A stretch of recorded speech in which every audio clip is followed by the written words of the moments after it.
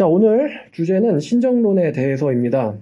이 신정론이라는 거는 이제 하나님께서 결정하신 거에 대한 이야기예요. 하나님 결정하신 거에 대한 이야기인데, 여러분 혹시 신정론에 대해서 어떻게 알고 계십니까? 저희 교회 분들은 상당수가 신정론을 이해하고 있을 거라고 생각을 합니다만, 이거죠. 이거 어떤 분이 댓글에서 이런 질문을 올렸어요. 그래서 그 질문에 대해서 대답하는 시간입니다만, 신정론이라는 거는 하나님께서 정하신 거냐, 아니면 우리 인간이 해야 되는 거냐, 여기에 대한 정확한 지식을 신정론이라고 합니다. 다시 설명하면은, 우리가 구원을 받을 때 우리가 선행을 해가지고 구원을 받는 걸까? 아니면 우리가 주어가 우리예요. 내가 믿음으로 구원을 받는 걸까? 아니면은 반대로 하나님께서 우리를 구원시켜 줘가지고 우리는 구원받는 걸까? 만약에 하나님께서 결정해가지고 구원을 받는 거라면 나의 믿음은 무슨 의미가 있을까? 이런 거에 대한 이야기가 신정론에 대한 겁니다. 만약에 하나님께서 정말 예정하셨고 예정론이 맞다면은 내가 지금부터 선택해서 인생을 사는 것이 무슨 의미가 있을까? 아니면 반대로 내가 선택해서 내 인생을 내가 정해서 나가는 거라면은 하나님의 예언이 무슨 의미가 있는가? 이런 질문이 서로 오가죠. 또 단순하게 단어로 붙여보면은 신본주의냐 인본주의냐예요. 뭔가 이게 생각하기가 어려운 이야기입니다. 그러니까 이해하기가 어려운 이야기예요. 신정론으로 가면은 인간은 인간의 무용론이 되겠죠? 인간의 믿음의 무용론이 될 것이고, 반대로 인간의 믿음만 강조하다 보면은 인본주의가 돼버리잖아요. 내가 믿으면 나는 구원받은 거야. 이쪽으로 극단적으로 가면 구원파 같이 될 수도 있고요. 아니면은 내가 옳게 살아서 구원을 받아야 돼. 이러면 이제 행위구원이 되는 거죠. 그런데 내가 옳다고 생각해서 구원받아야 되면은 내가 구원받는 데 있어서 사실은 받다라는 표현 자체가 이런 경우는 틀린 거예요. 내가 구원을 얻는 거죠. 내가 구원을 얻는 데 있어서 하나님의 역할은 이렇게 되는 겁니다. 아니면 서로 신인 협력일까? 하나님도 도와주지만 나도 서로 노력해가지고 서로가 화합해가지고 뭔가 50 더하기 50은 100이 되는 걸까? 이런 개념일까? 여기에 대해서 이게 이해하기가 어렵습니다. 영상에 계신 분들은 어떻게 생각하시나요? 이게 벌써 나는 깔끔하게 이해가 됐다 라고 생각하시는 분은 대답하기가 힘들겠죠? 근데 쉽지 않은 건 사실이에요. 이 주제를 처음 듣는 분도 계실 거고요. 근데 성경은 이 두 가지의 입장이 둘 다 기록되어 있습니다. 정확하게 표현하면 둘 중에 하나는 맞겠죠. 신본주의든 인본주의든. 근데 성경은 마치 두 가지가 다 맞는 것처럼 나와 있단 말이에요. 예를 들어서 그 신정론을 강력하게 지지하는 구절 중에 아주 유명한 에베소서 2장 8절이 있죠. 여러분 다 이 정도는 외우셨으리라 봅니다만, 자, 너희는 그 은혜에 의하여 믿음으로 말미암아 구원을 받았으니, 여기서 구원을 받았다라고 하는 거는 현재 완료 수동태입니다. 하나님이 주었고 너희가 받았다는 거죠. 이것은 너희에게서부터 난 것이 아니고 하나님의 선물이라. 너희의 행위에서 난 것이 아니니 이는 누구든지 자랑하지 못하게 하려 함이라. 이것은 너희의 행위, 너희의 선행, 심지어는 너희의 어떤 결단에 의해서 나온 게 아니다. 이거는 하나님에 의해서 나온 것이며 이거는 하나님의 선물이다. 이렇게 설명을 하고 있단 말이죠. 또 디도서 같은 경우도 디도서 3장 5절 말씀입니다. 하나님이 우리를 구원하시되 우리의 행한 바 의로운 행위로 말미암지 아니하시고 오직 그의 긍휼하심을 따라 중생의 씻음과 성령의 새롭게 하심으로 하셨나니. 여기 보니까 우리를 구원하시되, 누가요? 하나님이 우리를 구원하였다. 그런데 우리의 행한 바 의로운 행위로 하지 아니하고, 이렇게 말하고 있단 말이죠. 이것 역시 신정론을 신본주의, 구원에 있어서는 하나님의 절대 주권을 강조하고 있는 말이에요. 근데 동시에 우리가 성경을 읽을 때, 특히 요한복음이 그러하고 굉장히 많은 성경에서, 로마서에서, 히브리서에서, 또 신명기에서, 모세오경에서 우리가 이런 말씀을 보는데, 너희들은 뭐뭐 할지어다, 이런 말씀을 많이 또 발견합니다. 너희는 뭐뭐 해라 라는 거죠. 어떤 부분은 내가 너희를 구원하리라 라고 말하는 부분이 있고, 또 어떤 부분은 나를 믿는 자는 영생을 얻을 것이요, 이런 말이 또 있습니다. 그러니까 도대체 이 구원을 얻는 데 있어서 이 주체가 하나님이냐 아니면은 나냐? 너희가 믿고 의심하지 아니하면, 그래서 주체는 또 너희란 말이에요. 그런데 또 어떤 부분에서는 내가 너희를 구원하리라. 주체가 하나님이란 말이에요. 그럼 도대체 구원을 얻는 게 정말 중요한데, 구원이 중요한데 이 구원을 내가 얻는 걸까? 내가 노력해서, 아니면 나의 믿음으로 가져오는 걸까? 아니면 하나님이 주셨으니까 내가 그걸 받는 걸까? 여기에 대한 이것을 신정론이라고 해요. 그 성경에는 인본주의 같은 구절, 인간이 하면 할 수 있다, 인간이 하면 구원 얻을 수 있다 라는 뉘앙스의 구절이 정말 많습니다. 거의 너희는 뭐뭐 하라 라는 형식의 구절들이 거의 이래요. 너희가 육신대로 살면 반드시 죽을 것이로되 성령을 통하여, 이제 너희가 생략되어 있죠, 주어가. 성령을 통하여 너희 행실을 죽이면 살리니. 그죠? 너희, 히브리서도 너희가 굉장히 강조되어 있어요. 우리가 끝까지 붙잡으면 그의 집이라. 우리가 끝까지 하자. 이런 말씀도 있어요. 또 너희가 뭐뭐뭐를 행하면은 뭐 정죄를 받으리라. 아니면은 하나님의 나라를 유업으로 받지 못할 것이요. 그러나 뭐뭐뭐를 행하는 자들은 하나님의 나라에서 해야같이 빛나리라. 영생을 얻으리라. 이런 이제 인본주의적인 내가 뭐뭘 해야 되는구나 라는 구절이 굉장히 많다는 거죠. 특히 이제 유명한 게 신명기 28장이죠. 영상을 보시는 분들은 읽어보세요. 신명기 28장 같은 경우는 1절부터 14절까지는 너희가 뭐뭐 하면 복을 받으리라. 그러나 이제 15절부터 68절까지는 너희가 뭐뭐 하지 않으면 저주를 받으리라. 주어는 항상 너희예요. 그러면 도대체 구원에 있어서 내가 중요한 건지 아니면 하나님이 중요한 건지 이것을 이해하는 게 정말 어렵습니다. 자, 그러면 신본주의에 대한 구절은 또 뭐뭐가 있을까? 하나님께서 결정하시면은 우리의 어떤 뭐와는 상관없이, 행위와는 상관없이 하나님이 정하시면 그 정하신 자들은 다 구원받는다 라는 식의 구절들이 없는 거냐 하면은 역시 잔뜩 있습니다. 사도행전 13장 48절에 이방인들이 듣고 기뻐하며 하나님의 말씀을 찬송하며 영생을 주시기로 작정된 자는 다 믿더라. 이것 역시 신정론을 강조하는 구절이에요. 그러니까 믿음으로 영생을 얻었더라가 아닙니다. 여기서 주시기로라고 번역됐으니까 한글의 존댓말의 뉘앙스를 살리면 주시기로 작정된이라면 그 주셨다, 작정하셨다의 주어는 하나님이에요. 하나님이 영생을 주기로 작정했다. 그리고 그렇게 작정이 된 자들은 믿더라. 이게 이제 신정론이죠. 좀 이 구절 되게 좀 신비하죠? 하나님이 영생을 주시기로 작정된 자들은 다 믿더라. 여기서 이제 뒤에 있는 믿더라가 이제 바로 믿더라의 주체가 인간들이 돼요. 인간들이 되는 거죠. 근데 이 말씀만 보면은 위에서 이미 정해져 있는 사건을 지상에선 그냥 일어난 것처럼 이야기를 하고 있죠. 이런 구절이 굉장히 많아요. 요한복음 17장 6절에 세상 중에서 내게 주신 사람들에게 내가 아버지의 이름을 나타내었나이다. 그들은 아버지의 것이었는데 내게 주셨으며 그들은 아버지의 말씀을 지켰나이다. 내게 주신 사람들, 누가 줬다는 걸까요? 주어가? 하나님 아버지가 나에게 준 사람들은 아버지의 이름을 받아들입니다. 이런 의미거든요. 이거는 우리가 믿는다가 아니고 하나님이 주셨으니까 우리가 받게 되었다라는 것을 알려주는 구절이에요. 요한복음 17장 24절 아버지여 내게 주신 자도 나 있는 곳에 함께 있어 아버지께서 창세 전부터 나를 사랑하심으로 내게 주신 나의 영광을 그들로 보게 하시기를 원하옵나이다. 내게 주신 자도 나 있는 곳에 함께 있어. 또 히브리서 2장 13절에 또다시 내가 그를 의지하리라 하시고 또다시 볼지어다 나와 및 하나님께서 내게 주신 자녀라 하셨으니 하나님께서 내게 주신 자녀들이다. 나와 하나님께서 내게 주신 자녀들. 그 다음에 또 이거 인용된 게 이사야 8장 18절이거든요. 보라 나와 및 여호와께서 내게 주신 자녀들이 이스라엘 중에 징조의 표가 되었나니.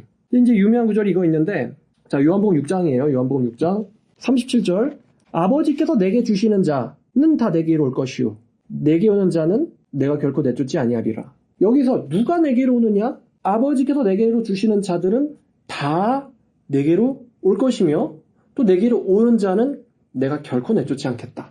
이거 보면은 그러면 온다는 게 내가 노력해서 아니면 내가 의지로 결단해서 가야 된다는 이야기야? 아니면 위에서 결단되어졌으면은 위에서 결정 내렸으면 여기서는 가게 된다는 이야기야? 아마 뉘앙스는 후자죠. 다라는 단어가 중요하죠. 강조되고 있고 요한복음 6장 39절 2절 넘어가서요. 39절 나를 보내신 하나님의 뜻은 내게 주신 자들 중에 내가 하나도 잃어버리지 아니하고 다시 하나님의 뜻은 하나님께서 내게 예수에게 주신 자들 중에 내가 하나도 여기 아까는 다라는 단어였고 여긴 다 대신에 하나도라는 단어가 나왔죠. 하나도 잃어버리지 않는다와 다 내게로 온다는 건 같은 말입니다. 하나도 잃어버리지 않고 내게로 오는 것이 아버지의 뜻이고 그 오는 자를 내가 마지막 날에 다시 살리는 것이다. 이게 예수님의 말씀이에요. 근데 요거랑 연결해서 이 말씀을 봐야 되는데 요한복음 18장 9절 이게 뭐라고 되어 있냐면요. 이는 아버지께서 내게 주신 자 중에 하나도 잃지 아니하였사옵나이다 하신 말씀을 응하게 함이러라. 라는 말씀이 있거든요. 그러니까 하나도 잃지 않는 게 하나님의 뜻이고 하나님의 예언이고 하나님의 말씀인데 근데 그 말씀이 성취가 됐다는 거예요. 자, 그러면 하나님께서 주시다라는 표현이 반복적으로 지금 등장하고 있습니다. 하나님께 주시다. 그럼 우리가 그 주시다라는 게 언제 주셨을까? 언제 주셨냐면은 에베소서 1장 4절을 보니까요. 에베소서 1장 4절. 곧 창세 전에 그리스도 안에서 우리를 택하사. 여기서 택함 받은 시점이 언제냐면은 창세 전. 그러니까 창세기 1장 1절에 태초에 하나님이 천지를 창조하시니라. 창조하시기 전에 하나님께서 우리를 택하사. 창세 전이에요. 시점이. 택해진 시점이. 그럼 택해진과 주신이라는 시점은 같죠? 언제 주셨느냐? 창세 전에 주셨어요. 5절. 그 기쁘신 뜻대로 이제 여기 나오죠. 우리를 예정하사. 하나님의 기쁘신 뜻대로 우리를 예정하셨다. 언제 주셨느냐? 창세 전에. 기쁘신 뜻대로 우리를 창세 전에 예정하사. 예정하다, 주시다 같은 표현입니다. 아버지께서 주시는 자는 다 내게로 올 것이요 내게로 오는 자는 나는 하나도 내어주지 않겠다. 또 내게 오는 자를 하나도 잃지 않고 마지막 날을 살리는 것, 그것이 아버지의, 나를 보내신 아버지의 뜻이다.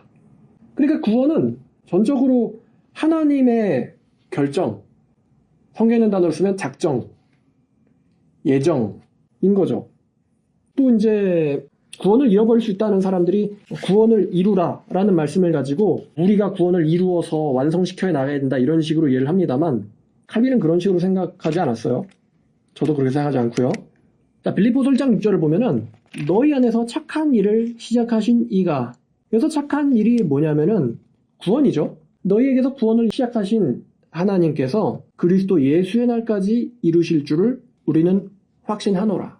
이게 무슨 말입니까? 착한 일이 시작됐어요. 근데 중도 이탈 탈락된다 하면은 그리스도 예수의 날까지 이루다라는 거는 성립하지 못하죠. 구원을 받은 자는 그리스도 예수의 날까지 그 구원이 완성될 것을, 연결될 것을 탈락할지도 모르겠다, 잃어버릴지도 모르겠다 라고 해석하면은 확신하노라라는 동사가 오질 못합니다. 너희 안에서 착한 일이 시작됐다면 그 일을 시작하신 하나님께서 그리스도 예수의 날까지 너희를 잃어버리지 아니하실 것이고 구원하실 것을 우리는 확신하노라. 연결되어 있는 거죠. 하나도 잃어버리지 아니하고라는 개념이 함축되어 있는 거예요. 또 이건 아주 유명한 구절인데 로마서 8장 35부터 39까지입니다. 누가 우리를 그리스도의 사랑에서 끊으리요? 환난이나 공고나 박해나 기근이나 적신이나 위험이나 칼이랴. 자, 기록된 바 우리가 종일 주를 위하여 죽임을 당하게 되며 도살당할 양같이 여김을 받았나이다 함과 같으니라. 그러나 이 모든 일에 우리를 사랑하시는 이로 말미암아 우리가 넉넉히 이기느니라. 내가 확신하노니 사망이나 생명이나 천사나 권세자나 현재일이나 장래일이나 능력이나 높음이나 깊음이나 다른 어떤 피조물이라도 우리를 우리 주 그리스도 예수 안에 있는 하나님의 사랑에서 끊을 수 없으리라. 어떤 것이라도, 천사라도, 권세자라도, 어떤 피조물이라도 너를 하나님의 사랑으로부터 끊어낼 수 없다. 여기서 그 너는 하나님 안에 들어간 사람을 말하는 것이죠. 또 성경에 놀라운 이야기가 있는데 사도행전 18장을 보면요. 사도행전 18장 10절에 아까 작정된이라는 개념과 비슷한 개념이 나와 있는데요. 자, 사도 바울이 전도를 하려고 고린도에 들어갔어요. 자, 고린도를 들어갔는데 지금 바울이 전도하기 전입니다. 그러니까 사실 어떤 사람들이 다 믿게 될지 바울은 몰라요. 바울은 모릅니다. 바울은 어떤 사람들이 고린도에서 하나님을 믿게 될지를 모릅니다. 아직 전파를 끝내지 않았거든요. 근데 사도 바울의 전파가 끝나기도 전에 무슨 말씀이 있습니까? 9절부터 10절. 밤에 주께서 환상 가운데 바울에게 말씀하시되 두려워하지 말며 침묵하지 말며 말하라. 그러니까 지금 전도를 해야 돼요. 해야 돼요. 지금 해야 되니까 하나님이 말해라 라고 명령하시는 거예요. 근데 전도를 하기도 전에 10절을 보니까 내가 너와 함께 있으며 어떤 사람도 너를 대적하며 해롭게 할 자가 없을 것이니 왜냐하면 즉 이는 이 성중에 내 백성이 많대요. 그러니까 이 성중에 사도 바울이 아직 만나지는 못했지만 내 백성이 많다고 합니다. 그렇다는 건 이건 고린도시가 전부 다 하나님의 백성이다. 이건 아닐 거고요. 바울을 반대하는 사람들도 있으니까. 바울을 만나지도 않은 사람, 바울에게 아직 복음을 듣지도 않은 사람들 중에서 하나님의 백성으로 정해진 자들, 아니면 하나님에 속한 그의 백성들이 많고 그 자들이 바울을 돕고 지지할 것이기 때문에 전파하기를 두려워하지 말고 주저하지 말라라고 응원해 주신 거거든요. 하나님께서. 그러니까 전파가 되기도 전에 이미 이 성 안에는 내 백성이 많대요. 만약에 개인의 뜻과 의지로 내가 믿을지 말지 그렇다면은 하나님께서 이성 중에는, 그러니까 하나님은 이미 벌써 바울이 고린도에 가기도 전에, 이미 바울이 태어나기도 전에, 세상이 창조되기도 전에 훗날 세워질 고린도란 도시에 내 백성이 많을 것을 알고 계셨단 말이에요. 신본주의를 강력하게 기재하는 성경은 사도 바울의 로마서죠.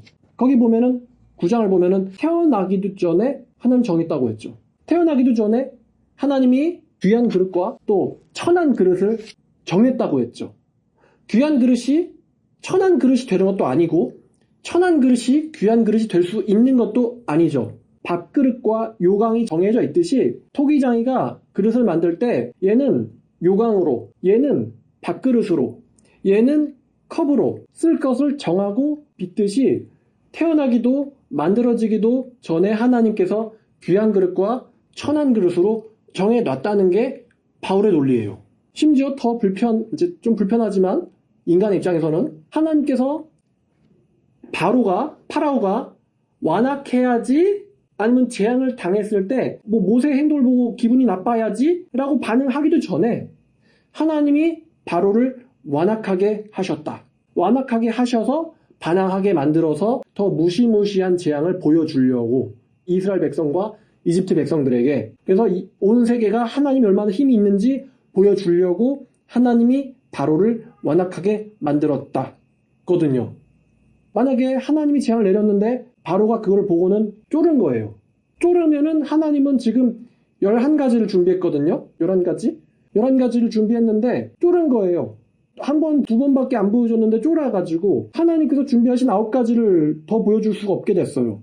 10대장이랑 홍해 심판까지. 완악해서 홍해까지 들어가서 쓸어버릴 생각이거든요, 하나님은. 그 다음에 얘네들을 살아남은 이제 이스라엘 백성들을 가나안 땅으로 보낼 계획이에요, 하나님은. 근데 파라오가 쫄아버려가지고 2번째까지밖에 안 당했는데 회개한다. 내가 여호와를 믿겠다. 그러면은 9가지 재앙은 더 할 수가 없거든요. 근데 하나님이 그렇게 하실 생각이 없으니까 아예 파라오는 절대로 완악해서 회개 못하도록 정해놨거든요. 회개를 못하도록 정해놨다. 그래서 그거를 이제 성경은 파라오를 완악하게 하셨다라는 거예요. 이게 출애굽기와 로마서에서 계속 발견됩니다. 파라오를 완악하게 만들어서 회개하도록, 그러니까 회개가 일어나도록 허락하지 않으셨어요. 이게 굉장히 무서운 또 어려운 개념이에요. 제가 이거를 발견하고 나서 이 신정론, 전적인 주권, 하나님의 전적인 주권이라는 것은 사도 바울 성경에 발견되는 건데, 칼빈의 예정설도 그렇지만, 그럼 예정됐다면 칼빈은 왜 이렇게 열심히 살았을까? 예정됐다면 우리가 쉽게 생각할 수 있는 것처럼 그냥 집에서 뒹굴뒹굴만 해도 될 텐데, 하나님이 칼빈을 위대한 종교개혁자로 정해놨다면 아무것도 안 하고 뒹굴뒹굴 해도 저절로 개혁자가 되지 않겠어? 하나님이 귀한 그릇과 천한 그릇을 정해놨다면 사도 바울이 그냥 뒹굴뒹굴만 해도 위대한 사도가 되지 않았겠어? 못하러 열심히 살 필요가 있지? 못하러 전도할 필요가 있지? 이런 생각이 드는 건 당연하죠. 근데 결과를 가지고 보면은 사도 바울이 그러니까 사도 바울이 예정과 하나님의 절대 주권을 말합니다. 본인 성경에 태어나기도 전에 하나님이 걔네들을 누구를 사랑할지 누구를 미워할지를 정해놨다고 본인이 그런 성경을 쓰잖아요, 바울이. 또 바울이 말하잖아요, 빌립보 교회한테. 너네들한테서 하나님이 선한 일을 완성시킬 것을 확신한댔잖아요. 그럼 확신했으면 성경 쓸 필요도 없죠? 빌립보 교회를 갈 필요도 없죠? 좋은 말씀을 줄 필요도 없어요. 왜냐하면 확신했으니까. 그런데 바울은 성경을 쓰고 빌립보 교회에게 말씀을 보냅니다. 그러니까 다시 말하면 사도 바울이 정해졌다고 해서 게으르게 살았느냐, 아무것도 안 했느냐 했을 때 바울은 그렇지 않았다는 게 결과죠, 결과. 그럼 지금 우리가 알고 있는 예정설이 맞는데, 지금 맞아요, 어떻게 보나. 근데 예정설이 맞는데 바울은 굉장히 열심히 살았단 말이에요. 그럼 지금 이 뭔가가 약간 이상하단 말이죠. 여기에 대해서 이해하는 것이 쉽지가 않다는 거죠. 여러분에게 이 어감의 차이로 뉘앙스를 알려주면은 운명론자와 예정론자가 다르다는 느낌으로 여러분에게 전달이 될지 모르겠어요. 결정론자와 예정론자는 다르다. 이런 뉘앙스로 여러분들에게 전달이 될지 모르겠습니다. 결정되어 있다고 생각하고 아무것도 안 하는 사람, 그렇게 될 운명이라고 생각해서 아무것도 안 하는 사람과 하나님께서 그렇게 될 것을 예정하셔가지고 그 예정 안에서 인간의 선택들의 결과가 조화가 되어서 하나님이 예정하신 결과가 나오는 거. 이게 예정이거든요. 비슷한 예가 있죠. 하나님이 요셉에게 꿈을 꾸게 했어요. 창세기 37장을 보면 11별이 너에게 절할 것이다. 이거는 총리가 된 요셉에게 형들이 절하게 될 거라는 말씀을 이제 예언한 거죠. 근데 요셉이 그럼 그걸 알았으면은 난 총리야 하면서 아무것도 안 하겠죠? 근데 요셉의 이 인생을 보면은 열심히 1년 동안 보디발 장군한테 가서 봉사하고 또 2년 동안 감옥 생활도 하고 요셉의 인생을 보면 정말 최선을 다해서 살아요. 보디발이 안심하고 모든 거를 요셉에게 맡길 정도로 최선을 다해서 요셉은 살았어요. 최선을 다해서 살았어요. 요셉이 최선을 다해서 살았고 어떤 순간순간의 결정을 요셉이 했고 그 결정들이 모여가지고 주인도 안심할 수 있는 종이라는 이미지, 실력, 지성, 영성을 얻게 된 거죠. 결과적으로 요셉은 총리가 되었고 야곱과 그 형제들이 요셉에게로 왔죠. 그러면 만약에 요셉이 아무것도 안 했으면은 과연 요셉이 그렇게 총리가 될 수 있었을까? 우리 거기에 대해서 의구심을 갖죠. 그럼 도대체 하나님이 어떻게 예언을 하실 수 있었는가? 예언대로 된단 말이에요.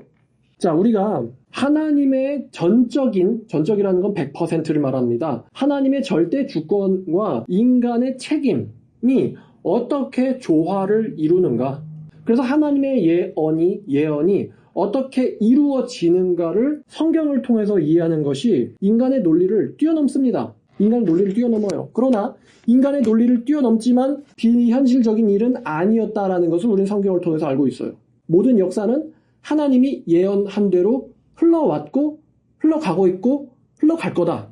우리가 어떻게 행동하든 모든 역사는 하나님이 예언하신 대로 흘러왔고 가고 있고 갈 거다라는 걸 우리는 알고 있죠. 그럼 우리가 지금 하나님이 내 뇌에 간섭을 하셔가지고 택주야 삐리삐리 이렇게 하시느냐면 그것도 아니라는 걸 여러분 알고 있죠. 왜냐하면 여러분은 지금 이 순간 말씀을 들을 수도 끌 수도 아이스크림 먹을 수도 아니면 햄버거를 먹을 수도 있다는 것을 여러분들은 알고 있거든요. 자, 이 어려운 말씀을 이 개념을 이해하면은 이 개념을 이해해야지만 다시요. 하나님의 주권과 인간의 선택과 책임이 서로 상호 모순되거나 충돌되지 않고 조화가 된다라는 것을 이해하는 사람만이 해석할 수 있는 구절이 있어요, 성경에. 궁금하죠, 여러분? 그게 뭐냐면 여러분들이 다 아는 구절입니다. 이걸 모르는 사람은 기독교인이 아니라고 해도 무방할 정도로 유명한 구절입니다. 그게 뭐냐면은요, 들을 귀 있는 자는 들을지어다 라는 말씀입니다. 들을 귀 있는 자는 들을지어다. 여러분 많이 들으셨죠? 이거 어디서 발견되냐면은 마태복음 11장 15절 귀 있는 자는 들을지어다. 마태복음 13장 43절 귀 있는 자는 들으라. 13장 9절 귀 있는 자는 들으라. 또 마가복음 4장 9절 귀를 귀는 자는 들으라. 예수님의 입버릇이라고 해도 될 정도로 자주 나오는 말씀이에요. 누가복음 8장 8절 되게 많이 나와요. 들을 귀 있는 자는 들을지어다. 또 14장 35절 들을 귀 있는 자는 들을지어다. 그 다음에 요한계시록으로 넘어가서 요한계시록 2장 7절 자, 귀 있는 자는 성령이 교회들에게 하시는 말씀을 들을지어다. 또 11절 귀 있는 자는 성령이 교회들에게 하시는 말씀을 들을지어다. 17절 귀 있는 자는 성령이 교회들에게 하시는 말씀을 들을지어다. 또 29절 귀 있는 자는 성령이 교회들에게 하시는 말씀을 들을지어다. 3장 6절 귀 있는 자는 성령이 교회들에게 하시는 말씀을 들을지어다. 13절 귀 있는 자는 성령이 교회들에게 하시는 말씀을 들을지어다. 22절 귀 있는 자는 성령이 교회들에게 하시는 말씀을 들을지어다. 또 13장 9절 누구든지 귀가 있거든 들을지어다. 굉장히 많이 나오죠. 예수님의 말씀에서 예수님이 입버릇처럼 말하고 요한계시록에서도 굉장히 많이 나옵니다. 이 말이. 들을 귀 있는 자는 들을지어다. 이게 무슨 말일까? 이거 해석하기 정말 어려운 구절이에요. 들을 귀 있는 자는 들을지어다. 도대체 예수님이 하나님이 말씀하시는 들을 귀라는 건 무엇이며 들을지어다. 이 지어다라는 표현은 잘 우리가 안 씁니다만 지어다라는 거를 편하게 쉽게 바꾸면요. 들어라예요. 명령입니다. 명령. 들을 귀가 있는 자는 들어라라고 명령해요. 그럼 이 말씀이 굉장히 짧은 문장이지만서도 들을 귀가 있다라는 것은 이건 신정론적 표현이에요. 아무나 귀 가진 자를 말하는 것이 아니고 하나님에 의하여 들을 귀를 갖게 된 자, 들을 귀를 가지고 있는 자. 신정론적 표현입니다. 들을 귀는. 뒤에 나오는 들을지어다는 그 신정론적 표현에 의해서 들을 귀를 가지고 있는 사람, 하나님에 의해서 들을 귀를 가지고 있는 자는 움직여라 라는 명령이에요. 듣고 반응하라 라는 명령입니다. 누구의 명령이에요? 누가 하는 명령이죠? 예수님, 하나님의 명령이에요. 명령. 하나님이 말씀하실 때 움직여라. 움직이도록 허락된 자는 움직여라 라는 말입니다. 제가 이거 예화를 뭘로 들까? 여러분들에게 이해시키기 위해서 여러분들을 이해하게 하려고 뭐 어떤 예를 들까? 들을 수 있는 자는 들으세요. 이렇게 얘기하면 너무 무책임한 것 같거든요. 왜냐하면 설교자는 말씀을 쉽게 풀어줘야 될 책임이 있기 때문에 제가 예를 생각해 봤는데 여러분 이제 예를 들어보는 거예요. 여러분 눈앞에 개새가 섞여 있다고 가정해보죠. 개와 새입니다. 여러분 앞에 개와 새가 섞여 있다고 가정해보죠. 여기다 대고 이제 분명히 이제 이런 인간이 있어요. 뭐 펭귄은요, 타조는요, 닭은요, 이런 인간들이 있습니다. 못 나는 애들, 못 나는 새들 데리고 와가지고. 그럼 반대로 개 중에 날개 달린 게 있나요? 없죠? 새 중에 못 나는 새 있단 말이에요. 그러니까 걔네들은 빼주시고 일반적으로 새 하면 다 날잖아요. 그럼 제가 개새들한테 이렇게 말을 하는 거예요. 마음이 음흉하시구만. 자, 명령을 하는 거예요. 날개 있는 자는 날지어다. 개새들이 섞여 있어요. 그 중에 제가 말하는 거예요. 날개 있는 자는 날지어다. 여기서 날개 있는 자는 뭘 말하는 거죠? 새를 가리키는 거죠? 날아라는 건 명령이거든요. 날개 있는 자는 날지어다. 개가 날 수 있나요? 절대 못 날죠? 절대 못 날아요. 새는요? 다 날 줄 알죠? 새더러 날개 있는 자는 날지어다. 날지 않는 자는 심판을 받으리라. 이렇게 말한다고 해보죠. 그럼 날개 달린 새들은 일단은 새가 다 말귀를 알아듣는다고 가정하는 거예요. 제 말을. 자, 새들은 날지어다 그러면은 새들이 다 날겠죠? 날개 가진 새들은. 날지 않으면 반드시 죽으려니와 나는 자는 살리라. 로마서 8장 인용한 거거든요. 지금. 너희가 육신대로 살면 반드시 죽을 것이로되 성령으로 몸의 행실을 죽이면 살리라 라는 구절이거든요. 다시 너희가 육신적으로 살면 반드시 죽을 것이로되 성령을 통해서 몸의 행실을 죽이면 살리라 라는 구절이 있습니다. 그 개새들에게 다시 이렇게 말하는 거죠. 날지 않으면 반드시 죽으려니와 나는 자는 살리라. 죄송해요. 저 개 좋아합니다. 개 죽이고 싶은 게 아니고요. 자, 이 말씀을 개들은 지킵니까? 못 지킵니까? 개들은 못 지켜요. 새들은요? 다 지키지. 다 지키지. 다 지키죠. 날개가 있는데. 날 수 있고 날개가 있는데. 그러면 이제 이런 질문 할 수 있어요. 개가 날 수도 있나? 여러분 개가 노력하면 날 수도 있어요? 다시 한번 물어볼게요. 개가 100마리가 있습니다. 개가 100마리, 새가 100마리가 있어요. 근데 개가 노력하다 보면은 100마리 중에 한 마리라도 날 수 있나요? 절대 못 날죠? 뭐 많다 보면 확률적으로 날 수도 있는 개가 있나요? 없습니다. 이거 진화론이 아니에요. 새들은 100마리 다 날지. 100마리 새니까 다쳤을 수도 있잖아요. 뭐 펭귄도 있잖아요. 타조도 있잖아요. 뭐 이렇게 얘기하지 마시고 다 날 줄 아는 건강한 새라고 가정하는 거예요. 새들은 다 날지. 한 마리도 안 남지. 그죠? 새는 개가 아니니까. 반대로 개는 새가 아니니까. 이렇게 말씀을 드리니까 이해가 되죠? 날개를 가진 자는 날지어다. 날개를 가진 자는 날아라. 명령이거든요. 그럼 새들은 썰! 하고는 날겠죠? 개들은 못 날아요. 날개가 없으니까. 새는 날도록, 다시 한번, 새는 말씀을 지키도록 예정되어 있다는 거죠. 언제부터? 내가 새를 만들 때부터, 혹은 새를 만들려고 설계할 때부터, 설계 단계 이전부터 새는 날도록 예정되어 있단 말이에요. 그게 새야. 자, 그러면 들을 귀 있는 자는, 그럼 인간들 중에 들을 귀를 가진 자가 처음부터 마치 새처럼 정해져 있는 거예요. 들을 귀 있는 자는 들어라. 명령하면은 들을 귀를 가진 자는 하나님의 명령이 떨어졌을 때 예설! 하고는 바로 작동하는 거죠. 하나님은 그 개와 새들에게 명령을 하셨거든요. 하나님은 하나님의 자녀와 하나님의 자녀가 아닌 자들에게 말씀을 주셨어요. 자, 그럼 하나님의 자녀가 노력해서 하나님의 자녀가 될 수도 있나? 그거는 개가 새가 될 수도 있다는 소리예요. 처음부터 하나님의 자녀가 하나님의 말씀을 반응하게 되어 있는 거예요. 자, 근데 새가 날려면은 뭐가 필요합니까? 하나님의 뭐가 떨어져야 돼요? 오더, 명령이 떨어져야 되는 거예요. 예수님의 말씀에 따르면 마태복음 13장에 세상에 미라가 가라지가 같이 있어요. 그 구원이 취소될 수도 있고 인간이 노력하며 변할 수도 있다. 이거는요, 개가 새가 될 수도 있고 새가 개가 될 수 있다는 소리거든요. 미랄이 가라지도 될 수가 있고 가라지도 미랄이 될 수 있다. 이거예요. 이건 유전적으로 불가능합니다. 그죠? 장미꽃 씨앗만 뿌렸는데 거기서 호박이 나올 수는 없단 말이에요. 장미꽃만 다 펴야지 호박이 나올 수는 없어요. 그러니까 하나님께서 명령하면은 그 명령을 듣는 자들은 그대로 된다. 이게 들 귀를 가진 자는 들어라라는 거예요. 너희 중에 네 사람은 반응하라는 거예요.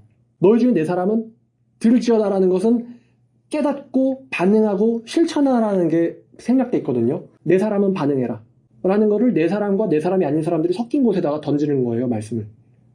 그래서 들을 수 있는 자는 들을지어다라는 말씀이 있는 거죠. 너희 다는 들어라 이런 말씀이 아니고 앞에 괄호에 너희 중 들을 수 있는 자는 들을지어다 이런 말씀인 겁니다. 자, 그래서 하나님의 사람은 하나님의 말씀에 반응한다. 이거예요. 하나님의 말씀에 반응하지 않아. 걔는 하나님의 사람이 인 거예요? 아닌 거예요? 아닌 거죠. 근데 하나님의 사람이 하나님의 말씀에 반응할래도 하나님이 뭐뭐 해라 라는 명령을 해야 돼요? 안 해야 돼요? 명령을 해야지 걔네가 반응하는 거예요. 해야지. 사도 바울 앞에 있다고 예수 앞에 있다고 다 청구하는 사람은 아닙니다. 다 청구하는 사람은 예수님이 들을 수 있는 자는 들을지어다 이런 식으로 말씀 안 해요. 요한복음 10장 가면은 이 양 얘기가 나오는 유명한 장이 있는데, 자, 양이 염소되고 염소가 양되고 아닙니다. 양은 양이에요. 10장 3절. 자, 문지기는 그를 위하여 문을 열고 양은 그 음성을 듣나니 그가 자기 양의 이름을 불러 각각 불러 인도하여 내느니라. 자기 양을 다 내놓은 후에 앞서가면 양들이 그의 음성을 아는 거로 따라오되 양이 타인의 음성을 알지 못하는 거로 타인은 따르지 아니하고 도리어 도망하느니라. 예수께서 이 비유를 그들에게 말씀하셨는데 그들은 그가 하신 말씀이 뭔지를 이해하지 못하더라. 이거 이해 못합니다. 이거 구원받지 못한 사람들, 구원 취소 얘기하는 사람들은 절대 이 말씀 이해 못합니다. 행위구원 가진 자들, 알미니안주의자들 절대 이 말씀 이해 못해요. 이 말씀은 신정론적이거든요. 9절 내가 문이니 누구든지 나로 말미암아. 자, 그럼 여기서 누구든지가 나왔거든요. 그러면 양들이와 누구든지가 나왔어요. 여러분 누구든지 예수의 말을 듣습니까? 이 질문할 수 있죠. 누구든지 예수의 말씀을 듣나요? 아니죠. 누구만 예수의 말씀을 듣습니까? 양들만 들어요. 양들만 듣지만 반대로 예수님은 또 이렇게 말씀하시는 거예요. 누구든지. 그럼 이 말의 반응은 예수님이 너 반응 안 해? 내 양도 아닌데 왜 따라왔지? 이렇게 생각하지 않는 거예요. 내 양은 나를 알고 또 나도 내 양을 안다. 이게 예수님이거든요. 14절에 나는 선한 목자라 나는 내 양을 알고 양도 나를 아는 것이 아버지께서 나를 아시고 내가 아버지를 아는 것 같으니 라고 말씀하셨어요. 하나님이 나를 알고 또 내가 하나님을 아는 것처럼 나는 내 양을 알고 양도 나를 안다. 그럼 예수님이 거기다 대시고 누구든지 내 음성을 들을지어다라고 하면 거기서 반응을 누가 합니까? 양만 반응하는 거예요. 양만 반응합니다. 양도 아닌데 반응하다 보니까 어쩌다 보니까 양이 된 거예요. 그거 아니고 염소는 반응 안 해요. 누구만 반응합니까? 내 양만 반응합니다. 이거를 이해를 못하면은 10장이 안 풀려요. 자, 16절 이 우리에 들지 아니한 다른 양들이 있어 내가 인도하여야 할 터니. 이 우리에 들지 아니한 이스라엘에 살지 않는 다른 양도 있다는 거예요. 그것도 내 양이거든요. 내가 인도하여야 할 터니 그들의 음성을 듣고 한 무리가 되어 한 목자에게 모일 것이다. 이게 아까 사도행전에서 나오는 이 성 중에 내 백성이 많다라는 말씀이 되겠죠. 영생을 얻기로 작정된 자는 다 믿더라가 되겠죠. 이게 정해진 양들이거든요. 자, 어떤 사람들이 예수의 말씀을 듣고는 어려우니까 이해를 못합니다. 그럼 이해를 못하면은 예수님께서 인간적이라면, 예수님께서 착하다면은 이해가 될 때까지 반복해서 설명을 해줘야 되잖아요. 그죠? 착하다면 예수님이 너네가 이해될 때까지 인간의 말이니까 지금 제가 말하는 것처럼 계속 반복해서 설명을 해줘야 되잖아요. 근데 예수님께서 계속 반복해서 설명해주는 게 아니고 야, 내가 반복해주면 너희가 언젠간 이해할 거야. 더 쉽게 이야기해주면 이해할 거야 라고 하지 않으시고, 자, 26절 보니까 뭐라고 말씀하십니까? 너희가 이해력이 나빠서가 아니고 내 양이 아니므로 너희는 믿지 아니한다. 존재가 이미 결정된 거예요. 너희는 내 양이 아니야. 이미 존재가 결정된 거예요. 존재가 결정되어 있기 때문에 거기에 대한 반응은 듣지 않는다예요. 이미 얜 개야. 개기 때문에 뭐 할 수가 없어요. 하늘로 날 수가 없어요. 어떻게든 해봐. 그럼 날 수도 있어가 아니에요. 예수님은. 너희는 내 양이 아니기 때문에 이건 존재가 결정된 거예요. 그래서 듣지 않는다. 반대로 너희는 내 양이다. 그러면은 들으라가 되는 거죠. 존재가 결정됐으면은 그 말씀에 대해서 내 것들은 반응한다는 이야기예요. 그러니까 우리가 이걸 봤을 때 정해져 있는 것처럼 보이는 말씀과 또 우리가 들어서 반응해야 되는 것 같이 보이는 말씀이 같이 있는 겁니다. 근데 서로 상호 모순이 되질 않죠. 너희가 내 양이 아니므로 26절 믿지 않는도다. 27절 내 양은 내 음성을 들으며 나는 그들을 알며 그들은 나를 따른다. 내가 그들에게 영생을 주노니 영원히 멸망하지 아니할 것이요 또 그들을 내 손에서 빼앗을 자는 아무도 없을 거다. 이게 이제 아무도 없을 거다가 바울이 말한 권세자들도 천사들도 높음도 깊음도 그 어느 것도 우리를 하나님의 사랑에서 끊을 수 없다는 이야기를, 이건 바울 버전이고요. 아무도 빼앗을 자 없다? 이건 예수님 버전이에요. 심지어 양 자신도 자기를 예수에게서부터 빼앗을 수 없다. 왜냐면 하나님의 양이니까. 그러니까 이 말이요, 이 말을 듣고 있는 사람들은 굉장히 기분이 나쁜 거예요. 열심히 설득해서 이 설득시키면 너희가 내 양이 될 수 있고가 아니고 예수님이 이미 존저론저로 선언해버렸어요. 너희가 내 양이 아니니까 이해 못하는 거고 내 양이 아니니까 못 듣는 거다. 그러니까 그 말을 들은 사람들이 기분이 나빠가지고 돌을 드는 거예요. 31절에 유대인들이 다시 돌을 들어 치려하거늘. 놀라운 이야기이면서 동시에 무서운 이야기입니다. 그러니까 예수를 향해서 돌을 든 자들 중에 양은 없는 거예요. 얘네들은 예수님을 앞에 뒀을 때도 양이 아니었고, 얘네들은 예수님이 승천했을 때도 양이 아니었고, 얘네들은 예수님이 제자들이 선포할 때도 양이 아니었어요. 얘는 그냥 못 들을 자로 정해져 있는 거예요. 그게 무섭다는 거예요. 사람들 중에 누구는 처음부터 양으로, 누구는 처음부터 늑대나 염소로 정해져 있었다. 그런데 그 양에게 예수가 나타나자 그 양들은 예수를 보고 따르기 시작했다. 예수는 그들에게 말씀하셨다. 누구든지 내 양은 나를 따를지어다. 그러자 그의 양들은 전부 다 그를 따르기 시작했다. 그러자 예수께서 말씀하셨다. 내 양들, 아버지께서 내게 주신 양들을 하나도 잃어버리지 않는 것이 아버지의 뜻이다. 그러나 어떤 사람들이 예수를 따르지 않았다. 그러자 예수께서 그들에게 말씀하셨다. 너희가 나를 따르지 않는 것은 내 양이 아니기 때문이다. 너희 탓이 아니에요. 내 양이 아니기 때문이죠. 존재가 이미 정해져 있지 않았던 거예요. 무서운 이야기입니다, 이게. 그 요한복음 1장에 12, 13이랑 같이 보면은, 자, 이 12, 13을 보면요, 제가 말씀드린 게 다 나와요. 영접하는 자, 곧 그 이름을 믿는 자들에겐 하나님의 자녀가 되는 권세를 주셨다. 영접하다의 주체는 우리입니다. 우리가 영접을 하는 거예요. 근데 영접하는데 그 사람이 어떤 사람이냐, 영접하는 사람이. 이 영접하는 사람은 혈통이나 육정이나 사람의 뜻에 난 자들이 아니고, 이 영접하는 자들은 사실 처음부터 하나님께로부터 태어난 자들이었다. 하나님께로부터 태어난 자들이었다. 하나님께로부터 난 자들이었다. 다시 말하면 하나님께로부터 난 자들이니까 영접한 거죠. 그럼 영접하다보다 훨씬 앞서서 결정된 거는 하나님에 의해서 태어났다입니다. 시점이 훨씬 앞에 있어요. 이 말씀을 예수님의 버전으로 바꾸면은 하나님께로부터 난 자는 나를 영접할지어다가 되는 겁니다. 그럼 하나님께로부터 난 자들은 다 예수를 영접하게 되는 거죠. 왜냐하면 예수님의 말씀은 하나님의 말씀이니까 반응하는 거예요. 양들이. 하나님의 자녀들이. 한마디로 들을 끼는 자만 듣는다는 거죠. 들을 끼는 자만 듣는다. 요즘 용어로 될놈들이라고 합니다. 될놈들. 되는 사람만 된다는 거예요. 안 되는 사람은 몇백 번 해도 안 되는 거예요. 얘는. 될놈들이니까. 하다 보면 되는 게 아니에요. 아예 정해진 거예요. 무서운 이야기입니다. 그러면 들을 끼는 자는 들어라 라는 말씀을 이해한 사람이 또 이해할 수 있는 구절이 있습니다. 반대로 알미니안주의는 이거 절대 해석 못해요. 요한계시록 22장입니다. 22장 17절인데요. 얘는 번역이 잘못된 성경입니다. 그러니까 이거를 한글만 읽고는 원래 이런 뜻이었어? 라는 거를 추적할 수가 없어요. 자, 22장 17절 성령과 신부가 말씀하시기를 오라 하시는도다. 듣는 자도 오라 할 것이요. 목마른 자도 올 것이요. 또 원하는 자는 값없이 생명수를 받으라 하시더라. 다시 한번 읽을게요. 성령과 신부가 말씀하시기를 오라 하시는도다. 듣는 자도 오라 할 것이요. 목마른 자도 올 것이요. 또 원하는 자는 값없이 생명수를 받으라 하시더라. 이 말씀을 한글만 갖고서는 원어에 맞게 해석하는 게 정말 어려워요. 사역동사라는 개념을 알고 있어야 되는데 젊은 애들은 영어를 잘하니까 이해하겠지? 영어 보면은 The Spirit and the Bride say 성령과 신부가 say 말한다. 와라 예요.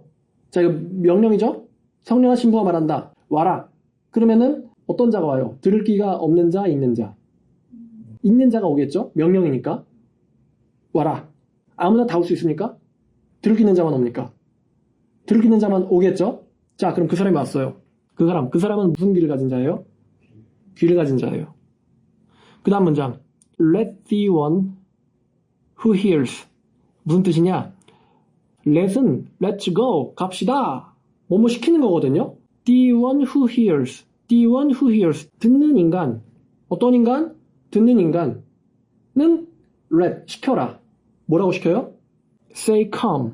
무슨 뜻이냐면 듣는 자. 듣고 온 자. 듣는 자도 오라. come. 오라라고 말하게 시켜라예요. 명령입니다. 내 말 듣고 온 자도 오라라고 말하게 시켜라. 오라라고 말하게 하라. 명령입니다. 자, 그러면 그 말을 듣고 온 자는 그냥 한마디로 들을 게 있는 자는 와서 뭐라고 말하겠어요? 그 사람도?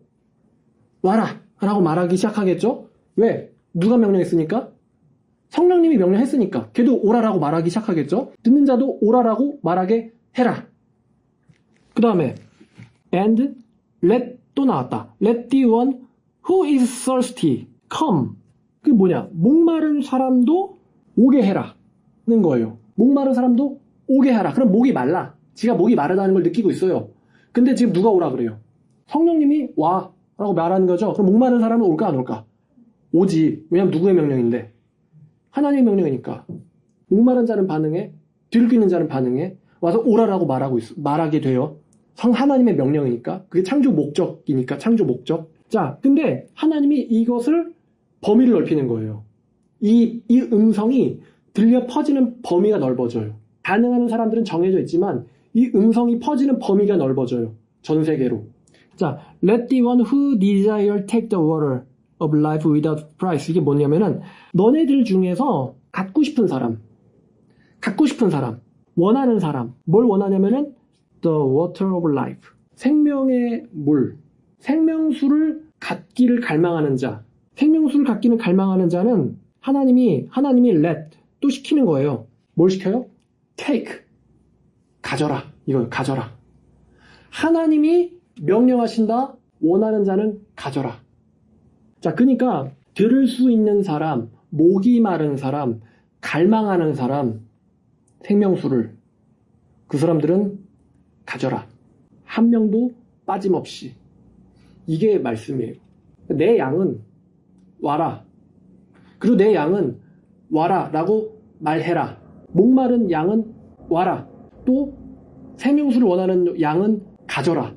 값없이. 이게 성령의 신부의 초청이에요. 그럼 누가 올까? 양만 오지. 염소는 안 와요. 귀가 없거든. 목말라지도 않거든요. 듣고 싶어 하지도 않거든. 갖고 싶어 하지도 않거든요. 제 설교 이렇게 올리잖아요. 그러면 듣고 싶지 않은 사람들이 많아요. 그럼 제가 걔네들한테 제가요 성격이 세서요, 제가요 말씀을 좀 이쁘게 못해서요, 제가 막 누구처럼 막 열렬하게 쇼맨십 못해서 죄송합니다, 제발 들어주실래요? 저렇게 생각 안 합니다. 어떻게 생각하냐? 하나님의 양이 아니구나. 하나님의 양만 제 설교 듣고 반응하면 돼요. 그게 제가 원하는 거예요. 제 설교 듣지 않고 반응하지 않는 사람들한테 제발 좀 왜 양이 아니세요? 왜 양이 아니세요? 제가 양으로 바꿔드릴까요? 털 좀 붙여주시면 좀 하얗게 탈색도 해드릴까요? 그런다고 뭐 늑대가 양이 됩니까? 안 되거든요. 양만 반응하는 거예요. 그럼 저는 뭐라는 거냐? 하나님의 말씀을 가장 객관적으로 정직하게 솔직하게 정확하게 설명드리는 게 제가 할 일이에요. 여기다가 막 감정적인 리액션, 막 유머, 위트, 뭐 훌륭한 교훈, 훌륭하게 삽시다, 뭐 이런 교훈적인 이런 걸 곁들여가지고 설교를 막 이렇게 포장한다고 해서 늑대가 양이 되냐? 아니라는 거죠. 말씀만 전하는 거죠. 말씀만. 자, 그러면 이제 다시 설교 처음으로 돌아와서 왜 성경에 하나님께서 결정해가지고 구원이 주셨다, 작정되었다, 너희에게서 난 것이 아니다라는 말씀, 바로 파라오를 처음부터 완악하게 만들었다, 그들에게 뭐 내 백성이 되기로 작정되었다 이런 말씀이 있는지, 그다음 또 동시에 너희는 뭐뭐 할지어다 라는 말씀이 있는지, 이 동시에 있거든요. 이게 지금. 근데 지금 여러분 다 듣고 나서 이게 충돌이 합니까? 안 하죠. 지금 같이 있는 거예요. 이게 지금 같이. 그럼 우리 입장에서는 우리가 왜 구원받았느냐? 하나님께서 우리를 구원해 주셨으니까, 위에서 밧줄을 내려줬으니까 내가 구원받은 거예요. 전적인 하나님의 은혜입니다. 근데 또 동시에 이렇게 말할 수도 있어요. 내가 하나님을 믿었기 때문에 내 믿음으로 구원받은 거예요. 내가 믿었으니까 내가 잘한 거야. 너네들이 이해를 못했잖아. 믿음이 없었잖아. 이렇게 말할 수 없는 겁니다. 그분이 허락하셔서 내가 믿음을 갖게 된 거예요. 그러나 내가 그분을 또 믿어서 구원받은 거예요. 이 둘은 서로 상호 침범하지 않습니다. 하나님이 더 세냐, 내가 더 세냐, 내가 더 잘했냐, 하나님이 더 잘했냐, 이렇게 침범하지 않아요. 이게 인간의 논리를 초월해요. 인간의 논리를 초월해요. 그렇기 때문에 논리를 초월하니까 바울은 이것을 미스테리, 다시 번역하면 신비. 신비가 뭐예요? 우리의 머리로 이해가 다 되지 않는 영역. 신비예요. 이단들은 지들이 이해하기를 원해요. 하나님만 하면 다 된다. 이거는 운명론자예요. 여긴 난 아무것도 안 해도 돼. 게을러지는 거죠. 아니야. 내가 하면 되는 거지. 이거는 인본주의자예요. 내가 잘하면 천국 가는 거고 내가 못하면 지옥 가는 거야. 여기에 예수 그리스도의 은혜, 피, 하나님의 결정 이런 게 끼어들 틈은 없어요. 이게 이제 이단이고 행위권이 되는 거예요. 근데 칼빈주의 혹은 정통 그리고 바울의 개념은 신본주의와 인본주의 같이 있는 겁니다. 하나님이 우리를 구원하셨기 때문에 구원받는 것이고 또 우리가 그걸 믿었기 때문에 구원받은 거예요. 이게 같이 존재합니다. 논리적으로는 아이러니컬하지만 바울은 이거를 신비라고 말하고 있어요. 이게 구원의 비밀이에요. 자, 그러면 하나 더. 마태복음에 할 수 있다면 택한 자까지도 미혹하리라라는 말씀이 있거든요. 자, 그럼 이 개념을 알고 들어가 보죠. 마태복음 24장입니다. 24장 24절 24네. 거짓 그리스도들과 거짓 선자들이 일어나 큰 표적과 기사를 보여 할 수 있으면 택하신 자도 미혹하리라 라는 말씀이 있어요. 자, 어떤 사람들이 이렇게 말합니다. 택함 받은 자들도 미혹당하지 않느냐 이렇게 말해요. 근데 이건 번역 잘못한 거죠. 해석 잘못한 겁니다. 여기 할 수만 있다면이라는 건 가정법입니다.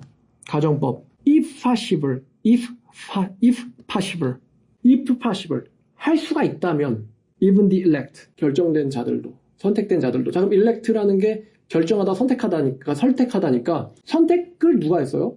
미혹을 당하는 자들이 지를 선택한 거예요? 아니면 누가 그 사람들을 선택한 겁니까? 하나님이 그 사람들을 선택한 거예요. 근데 미혹되도록 하나님이 허락할까 안 할까? 안 하거든. 그러면 선택된 자들은 미혹돼요, 안 돼요? 안 돼요. 누가 맡고 있어? 지금 위에서. 하나님이 그거를 유노하지 않으셨어요. 유노하지 않으셨어. 지상에서는 미혹되지 않는다라는 결과로 반영되죠. 그러나 하나님이 선택하지 않으셨다면은 누구든지 미혹될 정도로 그 미혹은 강력하다는 뜻이에요. 할 수만 있다면 선택된 자들도 미혹될 정도로 강력하다. 그러나 하나님 그것을 허락하지 않았기 때문에 할 수가 있다 없다.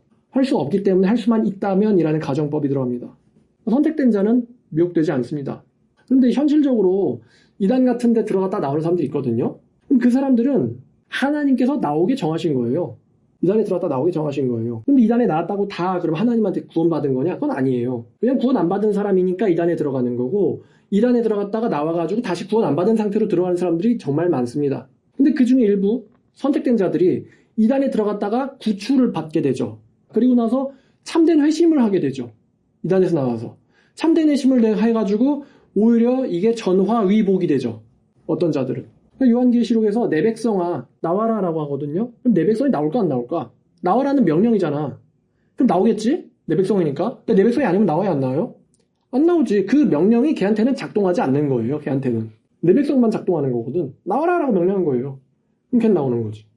이게 결정이에요, 이게.